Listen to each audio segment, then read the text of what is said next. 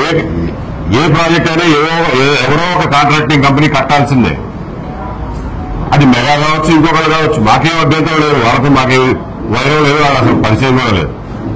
అది కాదు ఇష్యూ. అసలు ప్రాజెక్టే లోపభూయిష్టంగా రూపకల్పన జరిగింది అనేది మా వాదన.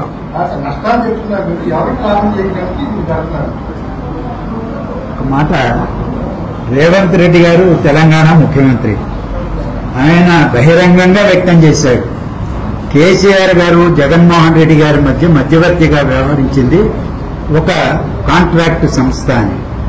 దాని తర్వాతే ఈ ఆలోచన పుట్టుకొచ్చిందని ఆ కాలంలో 2019, 20, 21 కాలంలో.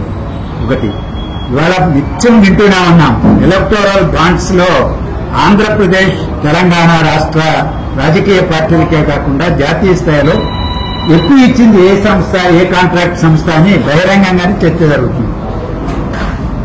మొదట చంద్రబాబు నాయుడు గారు ముఖ్యమంత్రిగా ఉన్నప్పుడు కానీ, తర్వాత జగన్మోహన్ రెడ్డి గారు ముఖ్యమంత్రిగా ఉన్నప్పుడు కానీ, లేదా ఇప్పుడు కానీ ఇరిగేషన్ ప్రాజెక్ట్స్ అన్ని ఈ తెలుగు రాష్ట్రాలలో ఎవరు చేస్తున్నారో కూడా తెలుసు.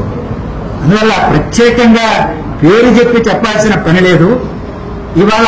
అందుకనే ఆ పేరు ముందుకు వస్తా ఉంది. కాదంటే ఆ సంస్థను వచ్చి చెప్పమానండి.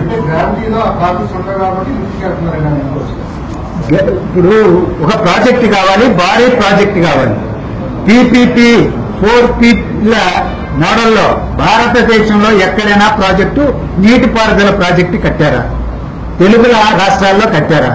ఎందుకు ఈ మాట ఇప్పుడు వస్తుంది? కాంట్రాక్టర్ కూడా ప్రాజెక్టు కన్స్ట్రక్షన్ లో ఇన్వెస్ట్ చేస్తారట 20%. అంత చేయగలిగిన వాళ్ళు ఎవరు? ఒకరికే కాంట్రాక్టర్ ఇస్తారంట హైబ్రిడ్ దాని కింద. ఎవరంత కాంట్రాక్టరు? ఆంధ్రప్రదేశ్ లో లేదా తెలంగాణలో. అందువల్ల ఇట్ నోస్ ఎవ్రీబడి. అందుకనే మేము నేమ్ చేస్తున్నాం. కాదంటే సంస్థ చెప్పొచ్చు, గవర్నమెంట్ కూడా చెప్పొచ్చు. పెద్దలు చెప్పినట్టు, వెంకటేశ్వర గారు చెప్పినట్టు మినిట్సే బయట పెట్టచ్చు నోట్స్. కాంట్రాక్టింగ్ సంస్థ ఎంపిక పారదర్శకంగా జరగాలి అనేది మనందరం కోరుకునేది. అది ఎట్టి పరిస్థితుల్లో జరగాలి. అసలు ఈ ప్రాజెక్టే లోపభూయిష్టమైన అనేది మా మౌలికమైన వాదన.